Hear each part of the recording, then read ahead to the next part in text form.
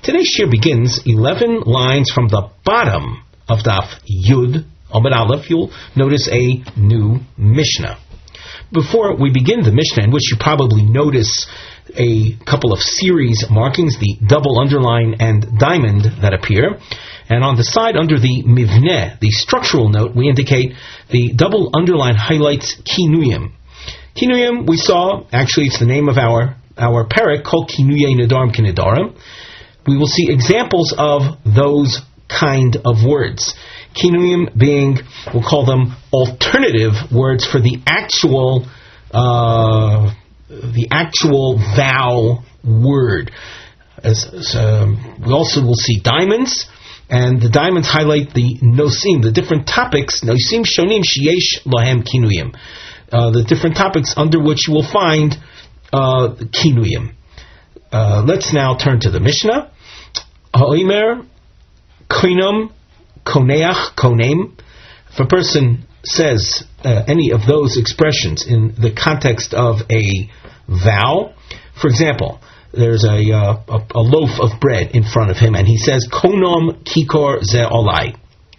So the result of that is that the bread will be forbidden, and that's why the Mishnah says these are kinuyim for a korban. For example, the original text or expression of a vow would be kikor ze olai korban, where a person says, I want this loaf of bread to be upon me like a sacrifice, or alternatively korban kikor ze olai. So instead of using the word korban, he uses the word konam or koneach or kones. Likewise, we continue in the Mishnah, Chorach, Choraf, Harei Elu, Kinuyim, Lecherem. Cherem is, again, we have seen in the past, is an expression that has to do with the realm of vows, where you dedicate or you impose a restriction on the item, as would be the case if you, let us say, dedicated an item to the Beis Hamikdash. So you might say regarding an item, Harei ze cherem.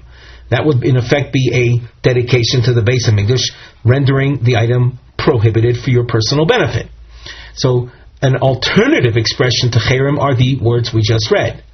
Now we go to the topic of Nazirus, as you can see in the next diamond that's coming up. Nozik, Noziach, Poziach, Harelu, Kinuyim, Lenazirus. These would be alternative words for acceptance of a Nazirite status. Shivusa, Shkuka, Noder B'mohi, Harei Elu, Kinuyim, Lishvua. These are alternative expressions for an oath. And now we get into the background or the underlying issue that exists with regard to kinuyim. Where did they even come from? And on the side we have a topic heading, Mahu hashoresh shel kinuyim. What's the root of this idea of having kinuyim, alternative expressions? So in the Gemara we're going to see, number one, Rabbi Yochanan says Loshon Umos. These are actual foreign words spoken by people of different tongues. We can say they're translations of the word korban in different tongues. And a second approach that Rish Lakish presents, Loshon she bodu.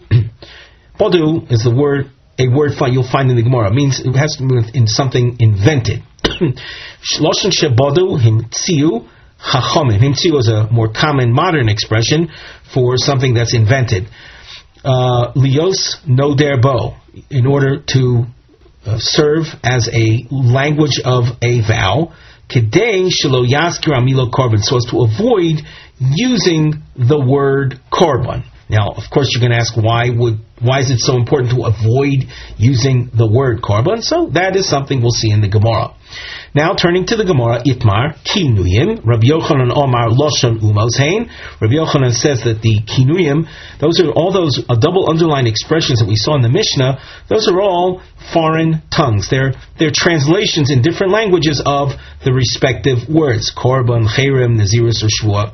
Rabbi Shimon ben Lakish Omar, Loshon She Bodu Lohem Chachomim Lios Noider Bo. These are expressions that the rabbis invented in order to use for making a vow.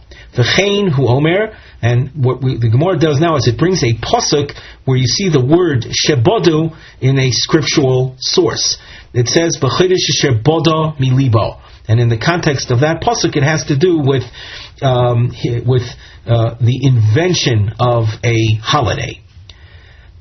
V'taimo mai tokinu rabbanon kinuyim. Why would the rabbis establish alternative words for these respective categories of vows? Answer, delo lemo korban, so as to enable a person to accept upon himself a vow or an oath without uttering the word korban. I know that korban is a 4-letter word, pardon the offhanded reference, but nevertheless, why is it so important to avoid the use of it? Lemo korban, say the word korban. What's the catastrophe? It's not a bad word. Dilma omar korban lashem. We're afraid that he might use the expression korban lashem. Now, korban lashem is an expression that you find in the Torah. We'll call it a rather common expression, or it's an expression that people can easily lapse into. So Morah says, "V'lema korban lashem." Once again, what violation is there in saying korban lashem? If you're actually dedicating something as a korban, let us say a person has that intent to take upon himself a vow, offering something as a sacrifice. Why not say the original term korban lashem? The Gemara answers, why did they invent saying konam or koneach instead? The Gemara answers, dilma omar lashem velo omar korban. We're afraid that if a person says, if we would allow people or not have alternative words, instead of saying korban lashem, a person might intend to say, he might say lashem korban, and if a person says that, he might actually say lashem and stop short there without saying the word korban, him having just said the word lashem without the follow-up word korban. And if a person ends up doing that, stopping short after just saying lashem, he in effect will have uttered the name of the Almighty for no reason. Tanya, and it's taught in the following Tanei Ksus Reb Shimon Omer. We continue at the top of Omid Beis. Minayin shelo yoymar odom Lashem Oila, or Lashem Mincha, Lashem Toido, Lashem Shlomim. From where do we know that a person should not, when dedicating an actual sacrifice, should not phrase it like we just saw? Talmud Lomar, the pasuk says Korban Lashem. So when you want to dedicate something, you have to be careful not to say Lashem and then specify the name of the korban, because, as we said, you might stop short. The kal v'chomer, and from this we draw the following kal v'chomer logic. Uma zeh shelo niskavein. A person who, let us said, he wanted to say Lashem korban. He wanted to make a dedication of something to the Beis Hamikdash. Wanted to offer it dedicate an animal as a sacrifice. He had very nice intentions, and that is shelo niskavein. Let's read that word again. Umazeh shelo niskavein elu laskir shem shemayim al hakorban. Imagine a person had very fine, pure intentions to attach the name of Hashem on a sacrifice. And the Torah says, if you intend to dedicate something as sacrifice, say korban Lashem. Don't say Lashem korban. So, levatola alachas kama v'kama, someone who blurts out the name of Hashem without any pure intention, without any sacrificial dedication intent, all the more so, that would be a sinful act. Up till this point then, what we've seen is a machlokis, Reb Yochanan and Reish Lakish, as to what's the root of a kinui. According to Reb Yochanan, it's a foreign tongue. And according to Reish Lakish, it's a rabbinic invention, so as to avoid using the word korban, which, as we just explained, could lead people to say Lashem without saying the word korban and then having the name of Hashem enunciated in vain. Leino ketanoi, shall we say, and we have a long question, shall we say that the machlokes between Rabbi Yochanan and Reish Lakish, who are Amoraim, is actually an older, historically speaking, an older machlokes, a machlokes Tanoim. The question you'll see, as we mentioned, is a long question, and we should point out that a triangle shape will appear in our markings, and on the side, we've explained it under the nosei mivne heading, the topic heading with a structural note, where you see a triangle featured, and we've written on the side, we're going to have a Tanaic source in which a Tanaic controversy between Beis Shammai and Beis Hillel is presented concerning something called kinuyim. We'll try to explain that in greater depth as we go on in the Gemara. So, can we say that the machlokes between Rabbi Yochanan and Reish Lakish is a machlokes tanoim? Leimo ketanoi, Beis Shammai oimrim, kinuyim asurin, ubeis Hillel omrim kinuyin mutarin.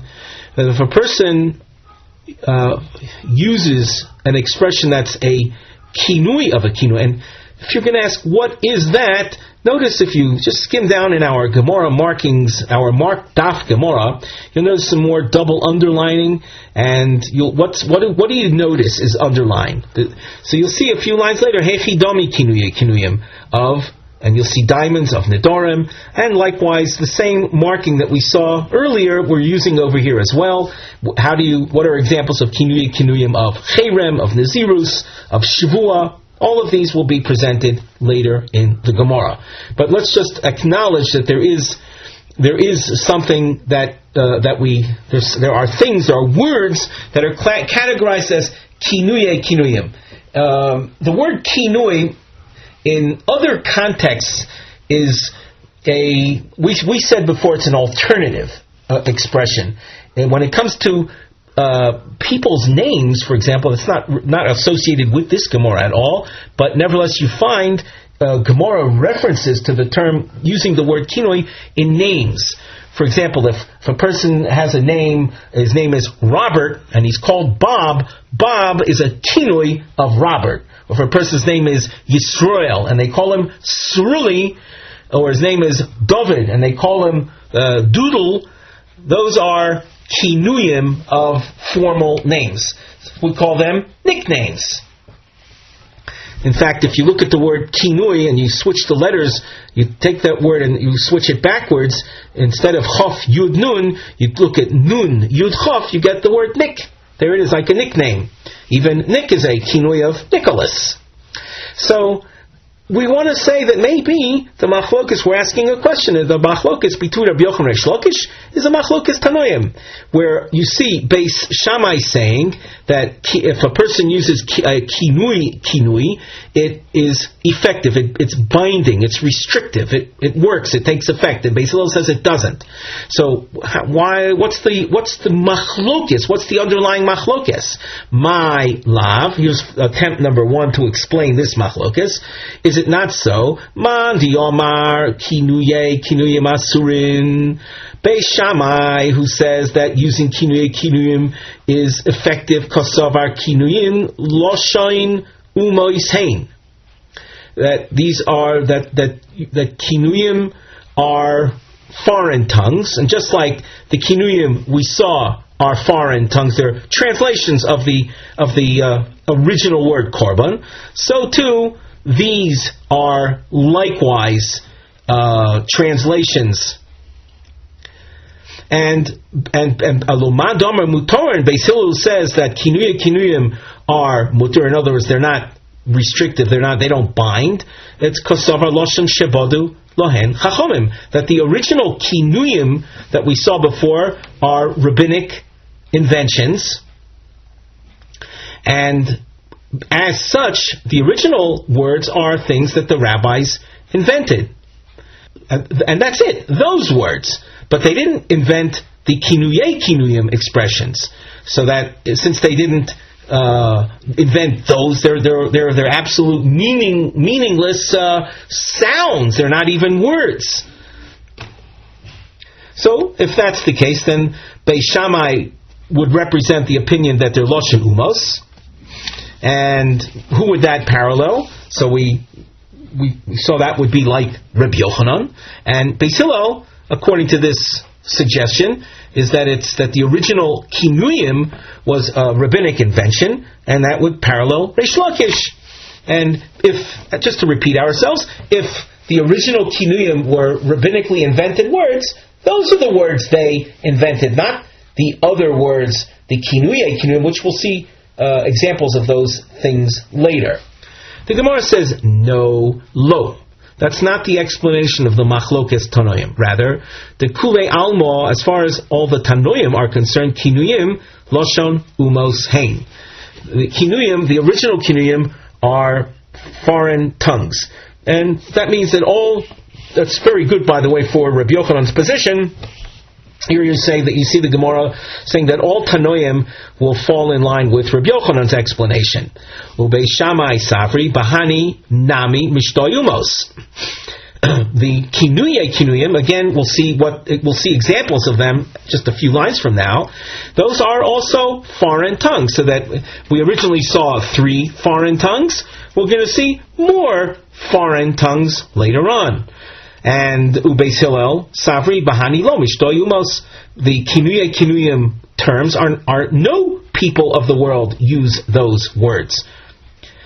V'i Boyasema, another explanation of the Machlokes Beis Shammai Beis Hillel. Beis Shammai Savri, Gazrinon kinuyim Mishum kinuyim. That even if the kinuyim don't represent a foreign tongue, nevertheless, if a person uses those kinuyim, we want the vowel to be binding so as to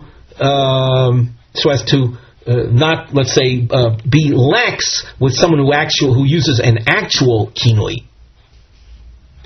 But again, according to this Eboy Sema, the third approach, we're accepting what we said in the stage 2, that these basic kinuyim are Loshen Umos, and Beis Shammai, consistent with their standard restrictive approach to things, goes a step further and says even these non-foreign tongues, but if you use those words, we want your vow to be binding so as not to be lax with regard to a person who uses, or a case where you use an actual kinui. Ubeis Hillel Savri Lo Gazrinon Kinuyin Mishum Kinuyin.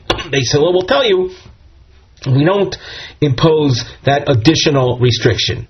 Namely, if a person vows using a kinui, so he's using an actual foreign tongue to express his vow.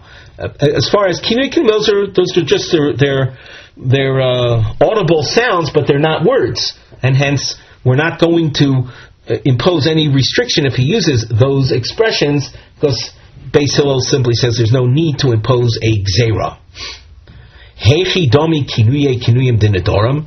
What would be examples of that?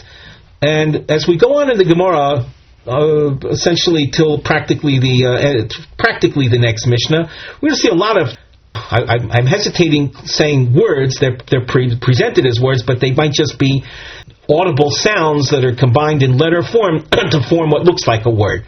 There's no point in translating them. All that one has to do is associate them with a given topic. So here we continue, Heichidami kinuyim of Nedarim. What would be an example of that? Now, the kinuyim of Nedarim, we already saw. That we saw in our Mishnah. Those included the expressions konam, koneach, kones. Those are formal kinuyim. However, whatever approach you take, either Rabbi Yochanan or Reish Lakish's approach, but those are terms or phrases or words that exist in reality. The question now is regarding kinuyim. We saw that, according to approach number 2, the kinuyim, according to Beis Hillel, are nothing. They're not even foreign tongues. But what would be examples of kinuyim of Nedarim? Toni Rav Yosef, mekan mina, mekan chena, mekansena. The word mekan mina, if you look carefully at the word, it's a kinui of konam, and konam itself is a kinui of the word korban. So mekanmina is a kinui of a kinui. Mekanchana, likewise, is a kinui of the word koneach. And mekansana is a kinui of the word kones. Each one of those expressions themselves, namely konam, konech, and mekones, were a kinui of the word korban. Hechidomi kinui kinuyim decherem. Tani mafsha. Mafsha is the name of a sage. So mafsha teaches charakim, charachim, and charafim. And again, you can see the original kinui of cherem were the words charak, charach, and charaf, and these are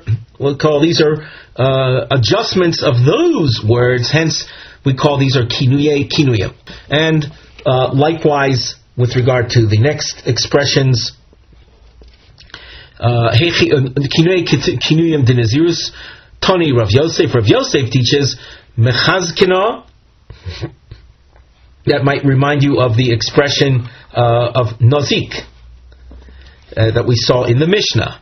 And the next word is minazchina and mafichna.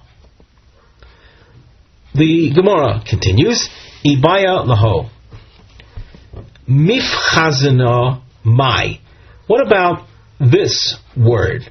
Or mischazna. What about that? Misazna mai. What about that word? We take a look at the Rashi, a couple lines up from here. Rashi says, Mifchazna mai, mischazna mai. The mischalef be min zachna. The word mifchazna could be confused with the expression minazchina. Mi have kinuyim aliba demand osar. Would mifchazna be categorized as a kinuyim of the opinion that holds that it really is binding? We saw that in terms of Beis Shammai above. In the source we saw that kinuyim are binding. What would be the din regarding these words? So let's continue in the Gemara. Amar le Ravinu Ravashi. Kinmo mai. In other words, we don't have an answer to that question, but there's a new question concerning this word, kinmo. And what's the point of deliberation regarding kinmo? So two sides of analysis. Konam ka'omar. Is kinmo in effect like konam, which is a real kinoi, oidilma, or if a person says kinma besem ka'omar. Kinma besem is a spice that you find in the spices offered in the Beis Hamikdash, and hence it's not a vow. Omar le Rav Acha Brei de Rav Chil de Rav Ashi Kina mai. And there's another question. What about that word? If a person says Kina kikarzeh, Kina shel tarnagolim komar, is he referring to a nest of birds? Oh, Dilma lashon de konam, or maybe he's referring to an actual kinui of the word konam, and that would then be a real vow. Tiboi, the Gemara leaves this off unresolved. So you have like the word teku you find in many other Gemaras. Here you have the word tiboi. Kinuye kinuyin de shvua hechi dami. Up till now, you noticed there were three diamonds which covered the topics of Nedarim, Cherem, and Nazirus. What about kinuye kinuyim of vows, of shvuas? The Gemara answers what they would be: shvuel, shvusiel, shkukel. The Gemara asks regarding the first expression, shvuel. That's a kinui of shvuas. Shvuel ben Gershom mashma. That the word shvuel is actually a name, and the individual's name is Shvuel ben Gershom. This is a name that you find in the book of Chronicles in Divrei Hayomim Aleph Perek Chavav. It doesn't imply a vow. So the Gemara answers Ela Shavuv El, Shavusi El, Shkuk El. With this, let's say this change, we're essentially changing the first expression, but Shvusiel and Shkukel remain as we saw just before. Omar Shmuel, Omar Ashivza. If a person uses that expression, Lo Omar Klum, it's meaningless. Ashkika, Lo Omar Klum. Krinsha, Lo Omar Klum. Nodar b'moyi harei elu kinuyim. This, of course, we saw this at the end of our Mishnah at the bottom of Yud Amud Aleph. The Mishnah mentioned Nodar b'moyi, and the Mishnah said that these are kinuyim of Shvua. So, Tanya, Reb Shmuel Gamliel Oimer, Ha'omer b'moyi lo omar klum. What we're going to have to pause on in a moment is Reb Shmuel Gamliel coming to disagree with what we saw in the Mishnah. The Mishnah said Nodar b'moyi, that is a kinui, it's one of the kinuyim of a shvua. And here Reb Shmuel is saying one who says b'mohi, it's meaningless. However, b'mumsa di omar moyi harei elu kinuyim l'shvua. Now, let us take a look at the Meforshim on this, the commentaries. We look at the Ran commentary. You'll see on the upper part of the Ran page, the fourth line of the Ran column, fourth line from the top. Tanya Shmuel Omer, Nodar b'moy lomar klum. B'mumsa di omar moy harei elu kinuyim l'shvua. V'hachi pirusho. The Reb Shimon Gamliel l'frushim masnisan also. Reb Shimon Gamliel is coming to explain the Mishnah. He's not coming to argue. The chikatani Nodar b'moy lo. Let's read that again. The chikatani Nodar b'mohi, the Mishnah that says Nodar b'mohi lo di omar b'mohi b'lachud. It's not that he said only that word. Elo di omar b'mumsa di omar mohi. Klomar b'shvua shenishba Moshe. The word mumsa is an Aramaic word referring to a shvua, to a vow, and b'mohi is a reference to Moshe Rabbeinu. Kidechtiv vayoyel Moshe lo sheves es ha'ish. And the pasuk is found in Shmos Perek Beis, Umishum Hachi Tanan Nodar B'mohi. And that's what the Mishnah intended when it said Nodar B'mohi. It means a person vowed in using the oath of that Moshe Rabbeinu made. And in Shmos Perek Beis you see that Moshe Rabbeinu made a vow.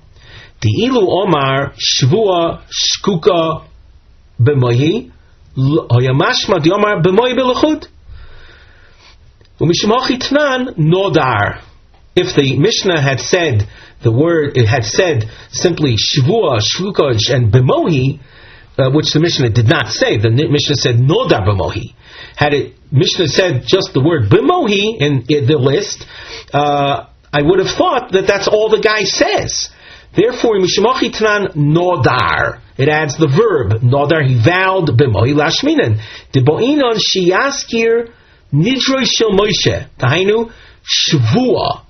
V'hainu kamar Reb Shmuel Gamliel b'mumsa di'amar mohi. And that's where Reb Shmuel Gamliel is explaining that the Mishnah that said nodar b'mohi doesn't mean that a shvua, a vow, takes hold if you simply use the word b'mohi, but rather it means that you vowed using the vow that Moshe Rabbeinu used.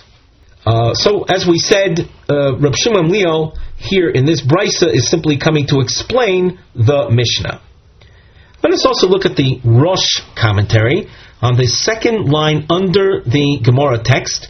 B'moy lomar klum shenire shehabeis hi mishem ateva ve'en b'mashmusei klum. The Rosh understands that what Reb Shmuel Gamliel is saying, that if you say b'mohi, the beis is part of the root of the word, and there's no sense that word doesn't mean anything. V'hainu taima de b'mumsa aval mohi u'mumsa hen kinuyin l'shvua. The shvua metargaminon mumsa. The beis is not part of the root of the word, but it's a prefix. And Rather, as a prefix, your basic word is mohi, and the word mohi is a targum, is an Aramaic word for shvuah, for an oath. Mohi doime luumi vayishava. The word vayishava mitargaminon viomi. So the word viomi, omi, or mohi, very similar expressions. So that what Reb Shmuel then is saying, that if you say b'mohi, that in and of itself would create the impression that you're saying an expression where the base is part of the root of the word. Therefore, in order to dispel that, you would say, if you would say b'mumsa de omar mohi, there the word mohi is presented without the prefix to it, and hence it has a connotation of a shvuah. Now, as we continue, we learn the Mishnah, and Mitzvah Shem, the next shiur will pick up with the Gemara on the Mishnah. The Mishnah says, "Ha'omer lechulin she'echalach." Notice the Rosh commentary. Lechulin she'echalach halamid nokud b'pasach. The avi kemo lo chulin. The word would be read la chulin she'echalach, with being that there's a pasach vowelization. It's as if a person is saying lo chulin she'echalach, meaning that which you would eat for me is not chulin. So if it's not chulin, if it's not common food, then what is it? A korban. And a korban is something that's forbidden. So we continue.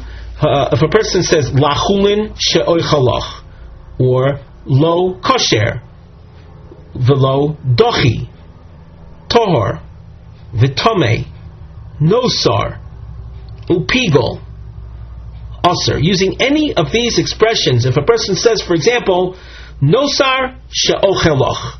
Now, nosar is something that is, we'll call it the leftover meat of a sacrifice beyond the allowed time for its consumption. Pigol is a sacrifice that was offered with wrongful intentions. So if you use any of these expressions associated with a particular item, the vow takes hold. And we have a long list of other expressions. Imra has to do, on a strictly translation level, has to do with a sheep. However, when you say sheep, you might be referring to the sheep that were offered as part of the daily sacrifice. Kedirim, deer is a pen in which animals are kept, so it might be a reference to a pen of animals dedicated as sacrifices. You're going to see at the end of this list, all of these result in being an actual vow, a dedication of an animal as a sacrifice. Likewise, if you say ke'etzim, like wood, ke'ishim, those are things offered on the fire. Eish is the root of the word ishim, offered on the fire. Kemizbeach, like the altar. Kehechal, kiushalayim, nodar be'echod mikol misham shei hamizbeach.